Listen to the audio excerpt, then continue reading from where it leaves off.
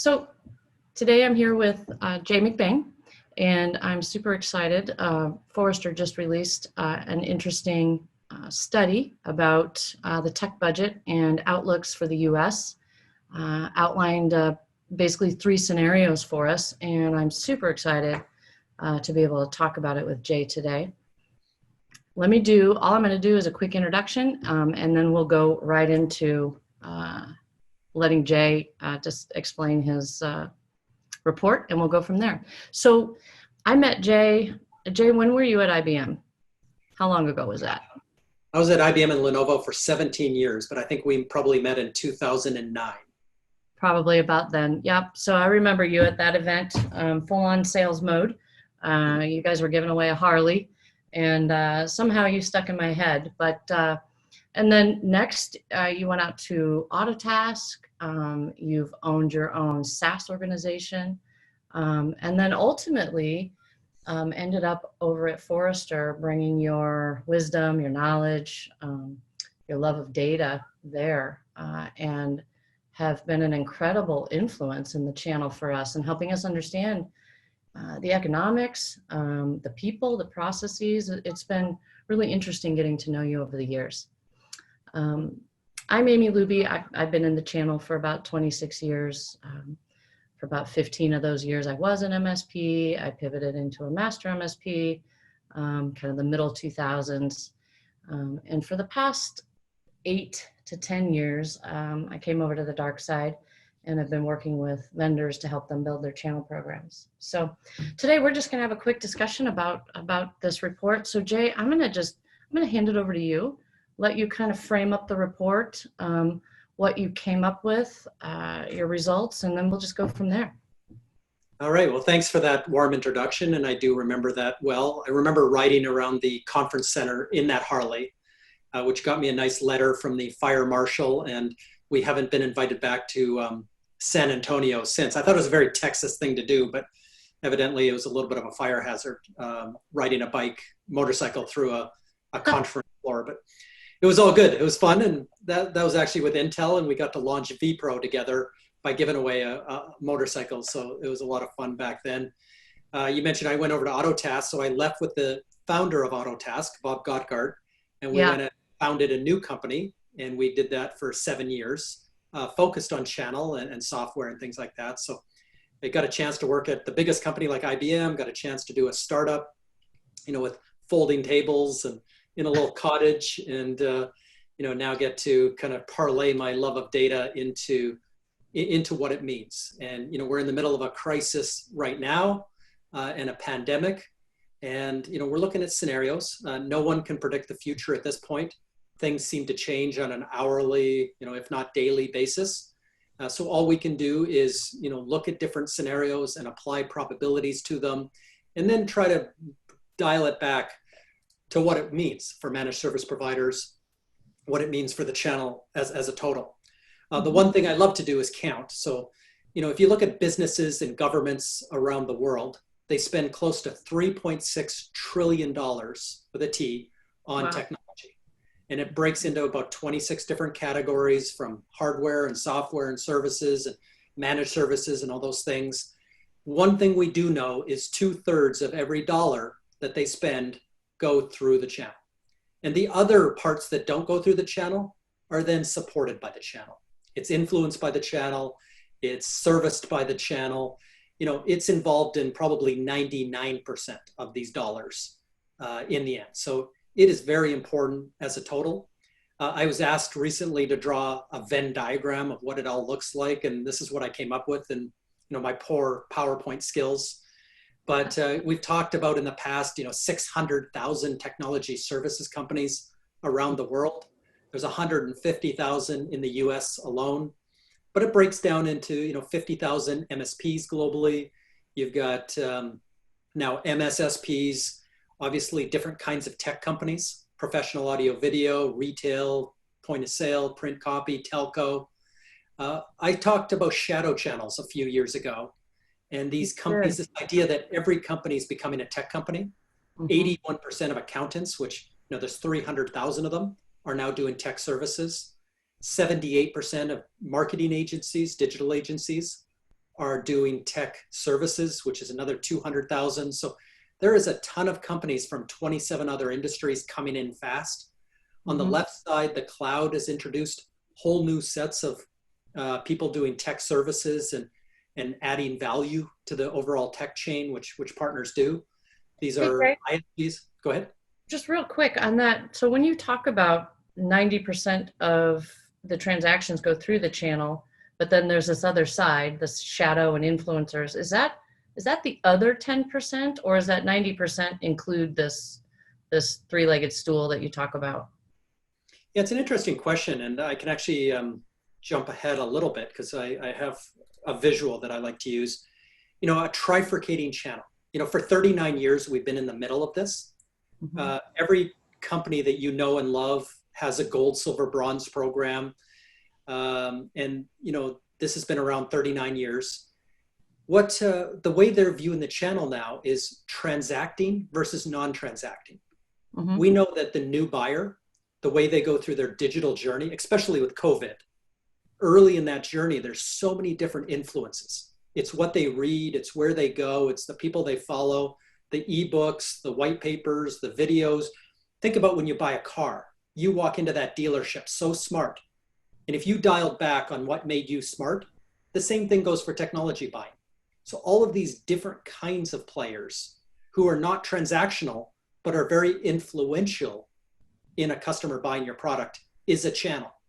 And now that every company's converted or converting into subscription or recurring revenue, the actual transaction isn't as important anymore because it's basically the first month.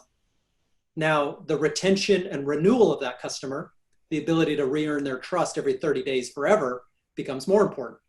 Also, the upsell, the cross-sell, those people who are help driving adoption of your product, those people who are doing the integrations to make it more sticky, all that kind of stuff we call the retention channel is really, really important. But very few of these retention partners in a pure set, like a system integrator, will actually transact. They don't collect the money from the customer. They try to remain neutral. So this is the exploding channel. And about 80% of new partners that join the channel are really coming in on the outside of transaction. They show up on the left of the transaction, or they show up on the right. You may have heard, earlier that Microsoft is bringing on 7,500 new partners a month. 80% of them are non-transacting. You may have heard AWS has doubled the channel size now for 4 years in a row. Right. Guess what? The vast majority are non-transacting.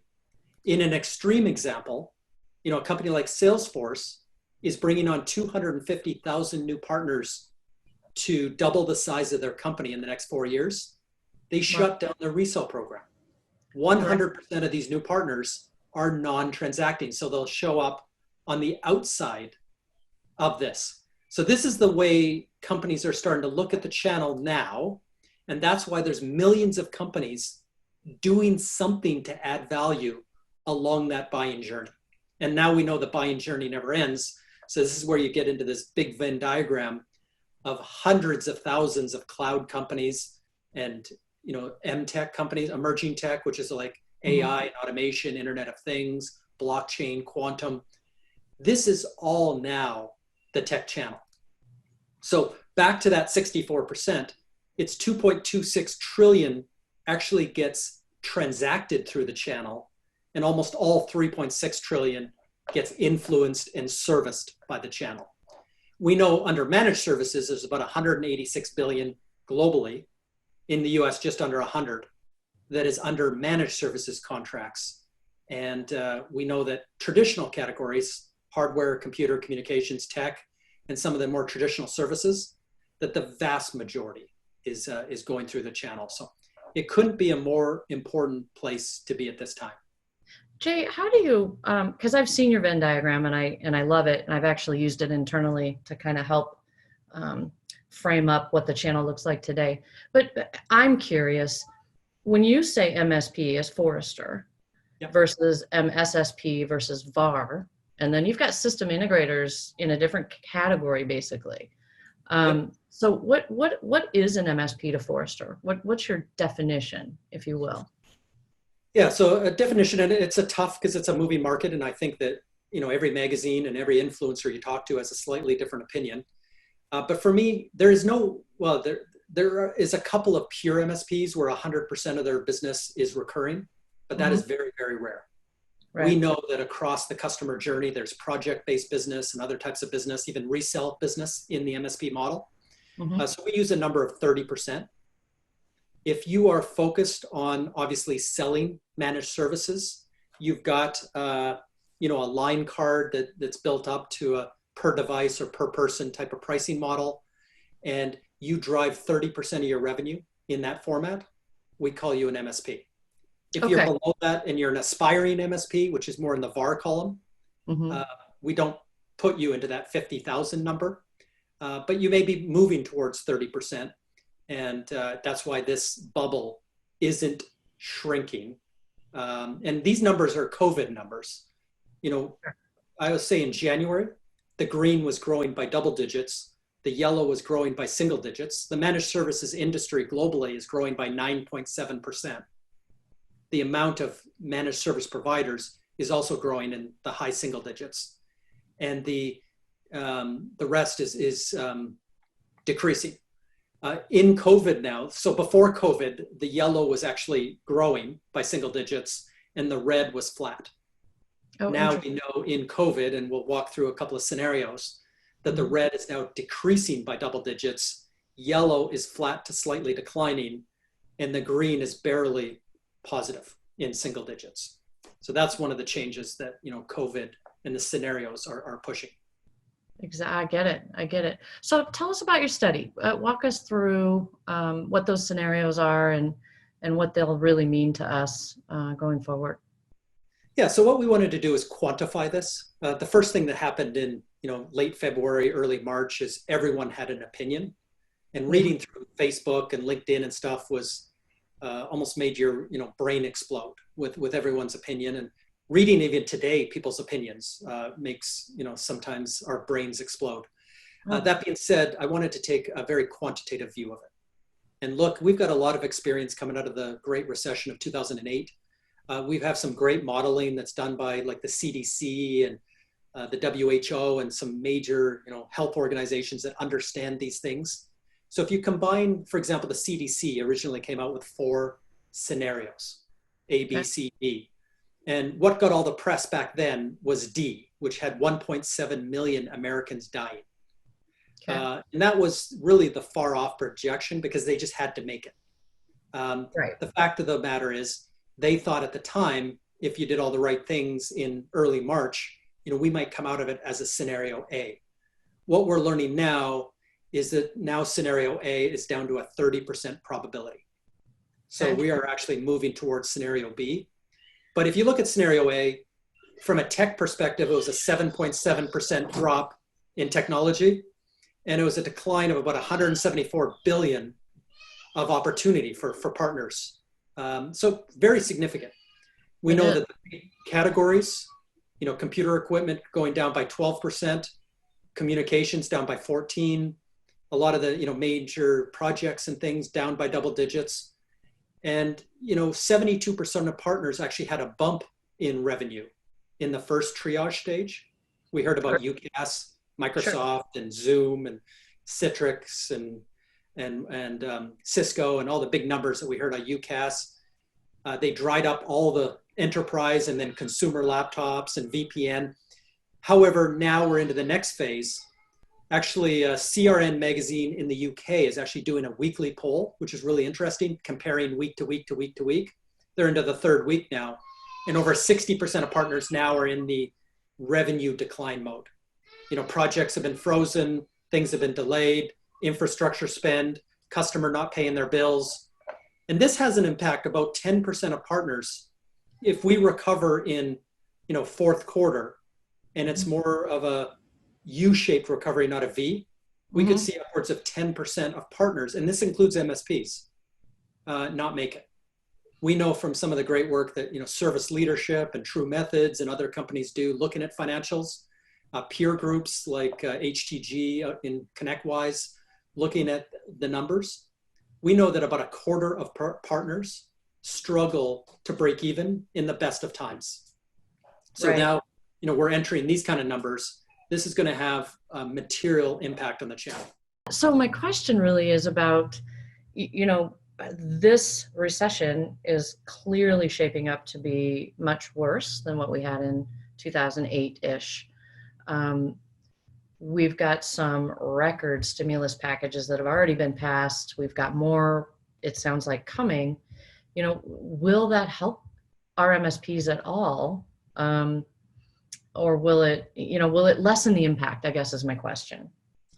It definitely will. And the thing that we got out of 2008 is a bunch of learnings. And, in a future pandemic, we're going to be able to go back to this one with a bunch of learnings, the things that need to be done. And you saw very early on in March, when this started hitting the wall, that not only, the government stepped in with some of the first stimulus, the $1,200 check and everything hitting US MSPs, but then the payroll program, and now we're talking about a $3 trillion follow-on. Those are okay. They don't make a dent in paying your payroll. They barely make a dent in paying your rent. So it's one of those things, once you spread them like peanut butter, they don't go as far as you would think. The second thing is the vendors and the distributors got on board pretty quick, and everybody started to one up each other. HPE came in with $2 billion. Next day, Cisco came in with 2.5. Dell ended off the week with $9 billion. As partners looked at those and looked at it from a cash flow perspective, though, those numbers were not exactly credit or capital facilities for the channel. They were customer incentives, and some of them were discounts. So customers still had to spend money to get them. So once the partners parse through all of these programs, and they number in the hundreds right now of programs, there are some accelerated payments. The distributors came out with some credit facilities, which are good, which is extending paybacks and taking away some of the tiered structure of financials. This was all learned during 2008. Why we had about a 25% drop into bankruptcy or forced M&A is because those credit facilities didn't open up quick enough then. This is going to help this round. And, we're still calling for 25% of partners, because in scenario B, we're looking at a mid 2021 and a very U-shaped recovery. And this is devastating. You've got record unemployment numbers. You've got kind of record declines in GDP and economic output right now. And when you look at the technology spend and where it's situated, a lot of it in that middle column there is situated in core channel related activities. So I mentioned, 80% of the business of computer equipment and telco and things like that go through the channel. Well, that's the categories that are getting impacted the worst. I made a prediction earlier this year that in 2020 would be the first time that direct outgrows indirect. And unfortunately, COVID is going to accelerate that. And we're already seeing it happen early in the year. And the reason why is because any of the industries that are growing right now, like you look at infrastructure, Azure just reported 59% growth in the last quarter a few days ago. AWS reported like 54, Google reported 51. The big SaaS companies, Salesforce is still at 30, ServiceNow, Workday, Marketo, NetSuite, they're all at 30. So these are massive growth numbers year over year. Unfortunately, only between 20 and 30% of that business goes through the channel. So there's a disproportional hit to home work, people moving to home and remote work, and where the categories that are most affected, which you see in the middle in scenario B, with some of these categories dropping, from 15 to 20%, that's devastating to 25% of partners who struggle to break even in the best of times. In looking at that, when you break this down, different, areas, communication, software, tech consulting, tech outsourcing, all of it, it looks like consulting services, while it does go down, right? There's a hit there. But in both scenarios, A and B, it seems that tech consulting actually recovers at a steeper angle, if you will. coming back a little more quickly. Am I seeing that correctly? And for MSPs, that might imply that those consulting services, might help them ride this wave, if you will. Yeah, and what gets more interesting is there's 26 major categories, and each of them have about 10 subcategories. Mm-hmm. But the good news is managed services as a subset of services is dropping by 1.9%. So it's basically flat. Yeah. So that is protective of the business model. When you look at tech consulting, for example, business consulting is the number 4 recovery opportunity coming into the summertime in COVID, once we're past triage. So we're going to see that recover faster. However, system integration, you think of the work that the Accentures and Deloittes and PwC, they're working on multi-million-dollar digital transformations. Mm-hmm. All of that's been put on hold. Right. Every company in every industry has turned into cash flow crisis mode, and every project's been delayed or postponed indefinitely. And these multi-million-dollar projects are going to turn into line item opportunities. So they're going to spend money coming out of triage into the summer on automation. Categories like RPA, robotic process automation, BPA, business process automation, BPO, business process outsourcing, as a number 1 opportunity. They're going to accelerate cloud. So the growth that we're seeing at infrastructure, platform, and SaaS layers is going to accelerate, and those are going to be less impacted. So pretty much flat businesses underneath, others. And if you're going to see security and other types of things as well become large opportunities inside these devastating numbers. So from an MSP perspective, all of those which you just mentioned can be core to an MSP's service model. Taking folks into the cloud, putting infrastructure in the cloud, security obviously has become a core deliverable for the MSPs. And I think that's a lot of this is why, I believe MSPs were the most prepared out of all the categories of service providers out there to actually at least respond to this COVID crisis, respond to the work from home requirement, get people set up. So that spike was there. But at the same time, I think they're perfectly poised to take advantage of, or at least see this flatness that you're talking about, flatness and growth, as an opportunity to kind of keep themselves afloat as well. So yeah, I'll tell you it's a double-edged sword, and I'm going to kind of answer it 3 quick ways. Okay. One, the double-edged sword part of it though is for those contracts that are fixed per person per device, the fact that help desk calls have gone up by 10x to get people working at home on consumer laptops, through consumer networks, through consumer routers, into enterprise class technology that MSP has set up. Right. That additional work has not come with additional revenue. Right. And they've built their business model on some level of predictability of call flows and work and truck rolls and things. And now that's escalated by 72%. Guess what? This is not profitable business. For a quarter of the business that we're struggling to break even before this happened, they're very much losing money in deep right now, given this new scenario, and they can't change the contract. Yeah. So that's kind of a negative part of it. The positive part of it, though, is the business model is resilient, and it's this recurring model. While you will get some cancellations and some delayed payments and things like that, it is for customers the right model as well.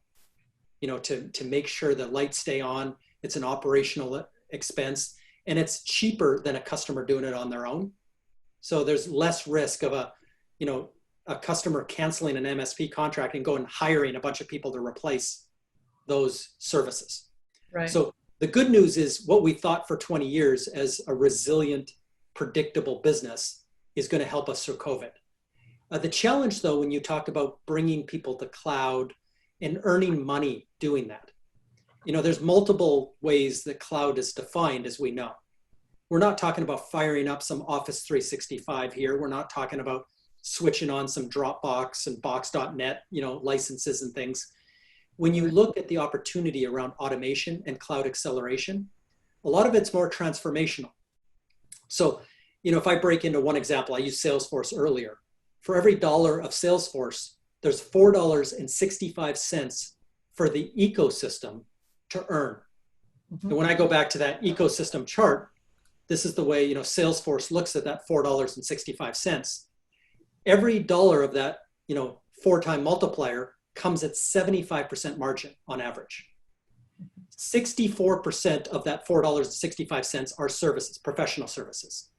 The software needs to be implemented, integrated, secured, compliant, continuity. There's got to be data. There's all kinds of, you know, 20 different professional services that tie into that 2/3 of that $4.65. Other parts of it are here, which is the ISV number, you know, represents a portion. There's some hardware as a portion of that, but the economic value is there. So if you're working on a Salesforce deal for $100K, as an MSP, you can go look at $500,000 of opportunity over the next 18 months at 75% margin. Here's the nut though. In the last 5 or so years, as we've been tracking it, MSPs are not winning in that space over others. System integrators, some of these shadow channels, especially on the left, many of these cloud-based firms are collecting most of that multiplier today.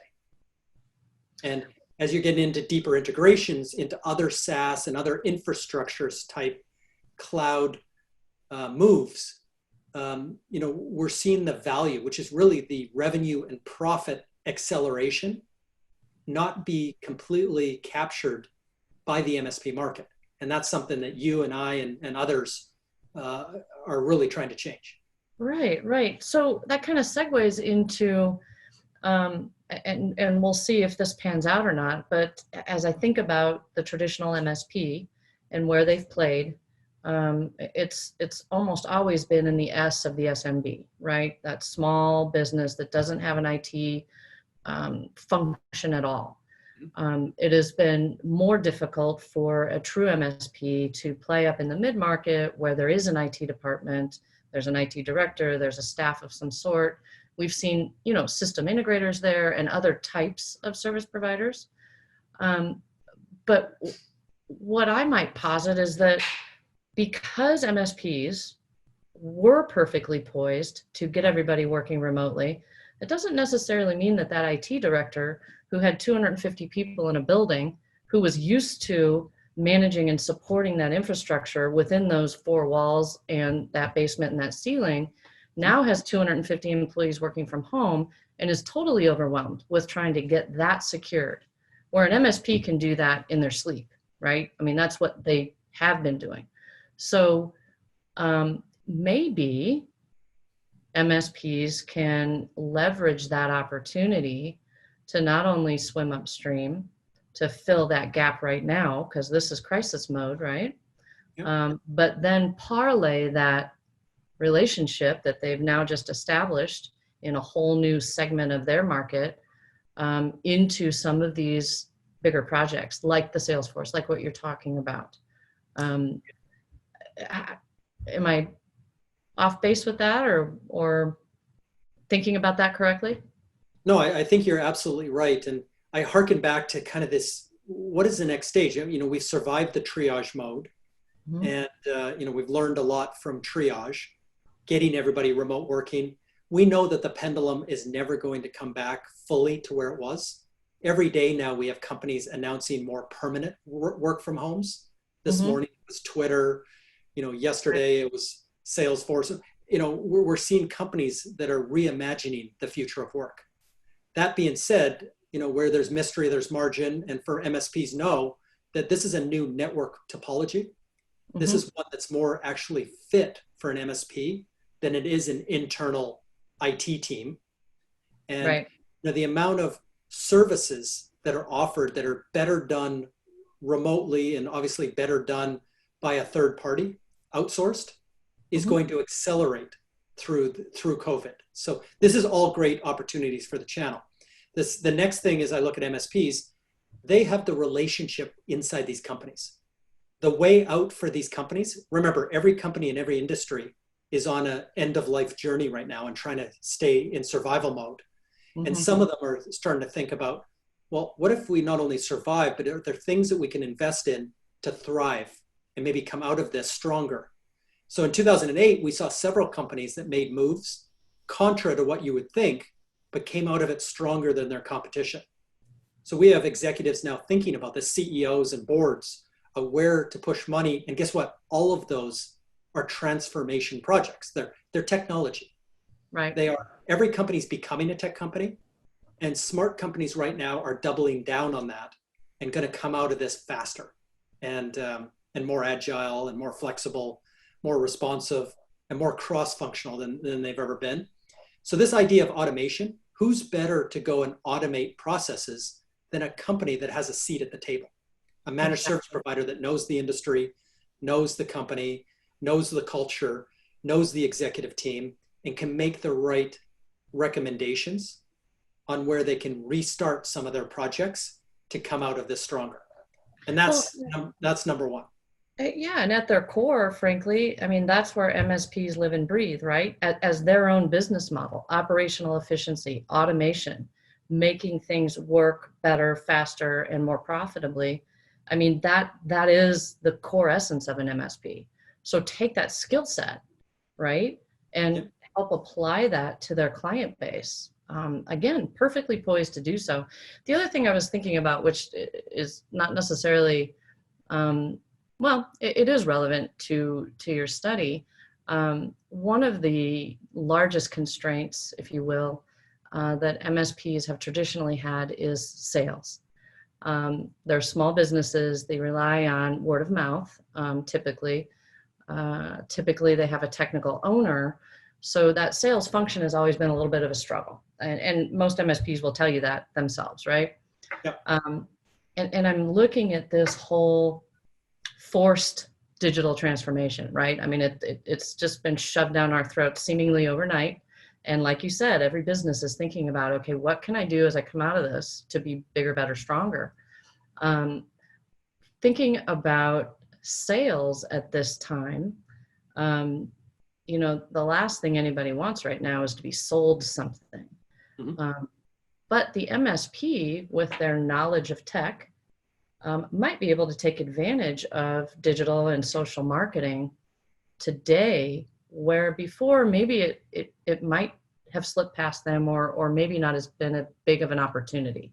I mean, today we're forced into it. Even vendors who have traditionally been on the road, face-to-face sales, that is where they've made their bread and butter, have had to pivot to become digital marketers. So I'm wondering if MSPs will be able to take advantage of that from a sales perspective and position themselves, you know, now obviously, but, you know, fill the pipeline going forward and be able to rely on that. Yeah, I think they will. And, you know, we're seeing several examples of that. Actually, I've done a presentation a number of times to big vendors and partners in the last couple of weeks, really on the kind of 9 imperatives that they have to follow. Like right now, you can't market or advertise in the way you were in January. It would come off as tone deaf. You have to have a degree of empathy right now. You have to have a degree of understanding the situation within your customer. Depending on their industry, depending on your geography, depending on their role, depending on so many factors, you know, where they are in SMB, the S part of SMB, are they 1 to 9, 10 to 29? So there's so many factors that, you know, deal with what a customer is going through right now, that you have to have almost a communication plan. And this covers, you know, sales calls, this covers your website, this covers social media, covers any emails that you're going to send out, any chat bots that are on your website. It's going to cover any tech support calls. I mean, there's 12 different communications that you have with customers. You're going to want to make sure that you're not tone deaf. Exactly. And having the right conversations. You're, you know, it's called mirroring your customer. So the situation they're in is the way that you're talking back. And the way that you present yourself is really in this supportive way. So if you come out and you start talking about, you know, selling products at a discount that are discretionary, they're going to shut the door in your face. Right. You start talking about recovering, helping them with cash flow, helping them survive this crisis, adding in some, you know, line item digital, you know, services and things like that that can really help them, the door is going to be wide open. We got some, really bad examples from other industries. Just as this was hitting the head in mid-March, a leading airline who's now bankrupt, came out with an advertising campaign about connecting the world. As everybody's talking about sheltering in place and not wanting to connect with anyone. This was the advertisement. A major cruise line came out in an email and said, you may have noticed that a bunch of people are quarantined on boats, offshore, and they can't come home for months.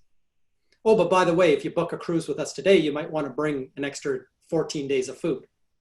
Oh my gosh. Actually, an email clip from their email. So this is the type of stuff that comes out, and you think of yourself as a partner, going to a customer, you could come off this poorly if you go in and talk about a new project or increasing your managed services contracts, or you got to just be very, very careful in these times and understand where your customer's at and what part of the cycle they're in to be able to have these conversations, and make sure that you're not having a sales conversation with one set of tone and then your website looks completely different, and then you're complaining about politics or something on social media.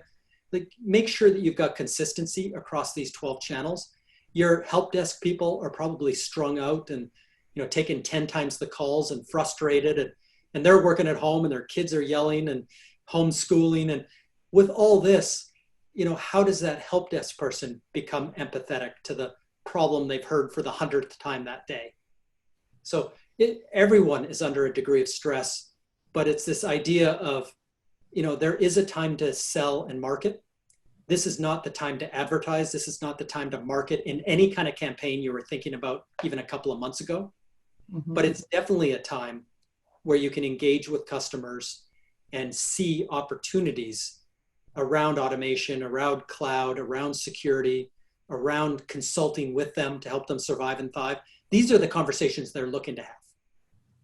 And if you're doing this and you're well equipped to have those conversations, you're going to see some opportunities as we get into, end of May, June, and into the summertime. Exactly. I love that. So I want to end on a positive note if we can. I mean, things are certainly stressed. There's a lot of people who are really hurting right now, lost their jobs, whatever's gone on. There's just a lot, record unemployment. MSPs, we're looking again at another prediction of a quarter of us going away, or merging or whatever. But there is opportunity. There is opportunity out there. There is hope out there. What would you tell the channel, Jay McBain, given all this stuff, there's a ton of doom and gloom, but there's also some good opportunity. What would that message be from you on, maybe the top 2 or 3 things that an MSP could look toward to brighten their outlook, brighten their chance of survival, if you will? Yeah, there's 3 things that came out of this very, very quickly. And we hear this from clients.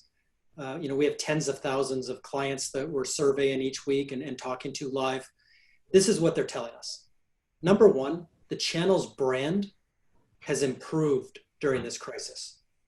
They are being reminded, that the channel, the most of the channel, rolled up their sleeves, did far and beyond what they were required to do, moved customers, at midnight into remote work, and unbelievably, went far and above the call of duty. So the brand itself is going to have a little bit of legacy here after this COVID crisis starts to recover. And when I predicted earlier this year that direct was going to outgrow indirect because of these category changes and the elements of tech that was growing faster than wasn't as channel focused as the other, mm-hmm. It's reminded everyone why having local business with skills and having those relationships is important. Crisis reminds people why a channel exists and why it's so important. And that's going to help long term in terms of reinforcing what a channel does for their client, what it does for the community, and what it does overall in terms of value add. So I think that's going to be a long-term benefit.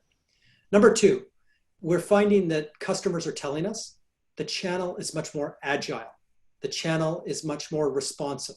The channel is much more cross-functional than it's ever been. These are huge because if you look at every part of the future, emerging tech, kind of the future of work, you look at the future projects that are opening up dollars. I talked about cloud acceleration and automation. The skills that go against that are those three exact skills. The ability to be agile, the ability to be responsive, the ability to be cross-functional. So if that's the way customers are looking at the channel, the opportunities for MSPs to go and deliver on the growth areas that we talked about has been elevated. So I think that's fantastic as number two. And number three, change has always caused opportunity. I mentioned mystery equals mission in the channel. You know, when we moved from each stage to the next one, client server into cloud, apprehension, and you and I think sat on the board of CompTIA at that time, and we heard all the apprehension about it. But guess what? MSPs picked it up. They thrived. They're making money. It's been a really strong move, and it's helped them broaden and deepen their relationships with customers and what they offer. There's been a lot of growth in this phase. This kind of triggers a new phase, which is this remote work, different network topology, different threat vectors, a lot of consumer-like technology now entering the workplace. This is something that the channel will be able to address. And like you said earlier, being able to go up market, there are mid-market and departmental level enterprise opportunities for MSPs to outsource more line items than they ever have before. There is no organization, no matter how large they are internally, that can handle security threat vectors across 7 layers. And now that endpoint security has become more important, there's nobody more skilled in the market than MSPs and MSSPs in that world. So you're going to see more outsourcing. You're going to see more outsourcing in places that it makes sense. And in the long term, this new network topology, much like cloud was a new topology, is going to create all kinds of high margin, high revenue opportunities into 2021 and probably lasting for the next decade. Right. No, that'll be a long tail opportunity for sure for MSPs. Just like you mentioned, cloud becoming real, right? And we all debated fiercely on what it meant and who was going to go out of business then. The world of SaaS is here, right? So software applications hosted, it's here. It's kind of threatened MSPs a little bit as a whole, just because how do I do anything around it? But what you've pointed out and what we've all seen is that whole dynamic between the Salesforce example of $1 spent in licensing, almost $5 over here spent in downstream. That's all MSP opportunity. And that opportunity is massive at 75% margin anymore, right? I mean, our margins erode with SaaS as it became de facto. And so this is the way really to regain that margin and regain your opportunity to keep your business going. Yeah, and the last thing I'll say is we never used to talk about total cost of ownership. I used to sell PCs, and that's the last thing I'd ever talk about is how expensive these things were to actually run and service and everything else. Here you have a company like Salesforce that's bragging about their TCO. Yeah. Hey, you spent $100,000 with us, you better have $500,000 or it's not going to work, is basically what they're telling the marketplace. You better have a whole bunch of MSPs in there being able to deliver effectively, or this stuff that you're buying isn't going to work and you're going to fail and you're probably going to get fired. So that's what they're telling the market. So I will say that they map this $4.65 out over the future, next 5 years. And you'd love to see the TCO go down. It's easier to use and it's easier to integrate. It's not. Right. Their 5-year projection is every dollar of Salesforce is going to have $5.80 of opportunity for MSPs. The same goes for Microsoft. Some of their products are at $9, 9x multiplies. You look Wow. at AWS, you look at Google, everyone in the cloud has this large multiplier that's increasing over the next 5 years. I think the world is going to open up, and MSPs are going to come out of this much stronger than they went in. That's a great message, Jay. I love it. Thank you so much for giving me your time today. I really appreciate it. I loved the kids cameo, which was awesome. Absolutely. Because we're all, I mean, that's just as real as you can get, right? We're all dealing with it. So I appreciate it. But thank you very much. All right. Take care. Hearing your wisdom. All right.